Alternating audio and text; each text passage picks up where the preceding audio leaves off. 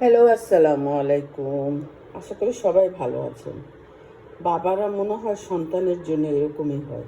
এই যে বাবা মেয়ের জন্য কলা নিয়ে আসছে, তারপরে মেয়ের জন্য রুটি নিয়ে আসছে, হ্যাঁ দুটো রুটি নিয়ে আসছে, তারপরে কেক নিয়ে আসছে, পাউন্ড রুটি নিয়ে আসছে, তারপরে দেখেন চিপস, কত রকমের চিপস মেয়ের জন্য বাবা নিয়ে আসছে।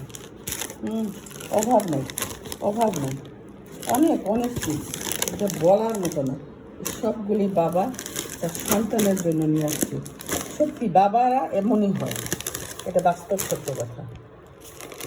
আমার বাবা নেই, আমি জানি বাবা কি। তারপরে আবার দেখেন এই যে আইসক্রিম নিয়ে আসছে মেয়ের জন্য।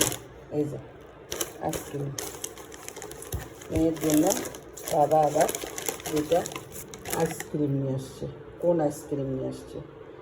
আর চিপস নিয়ে আসছে একটা, দুইটা, তিনটা, চারটা, পাঁচটা, ছয়টা, সাতটা, আটটা, নয়টা, নয়টা নয়টা চিপস নয়টা নিয়ে 10টা নিয়ে আসছিল। রাস্তায় আবার এক ফ্রেন্ডের বাচ্চা দেখে কান্না করছে চিপসের জন্য, তার হাতে আবার একটা দিয়ে আসছে। এটা হলো বাবা, একেই বলে বাবা।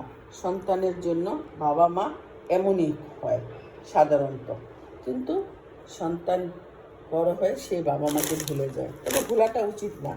সব বাবা মা, সব সন্তান তো আর এক না। যাক, সবাই দোয়া করবেন আমার মেয়ের বাবার জন্য এবং মেয়ের জন্য। সবাই ভালো থাকুন। আসসালামু আলাইকুম।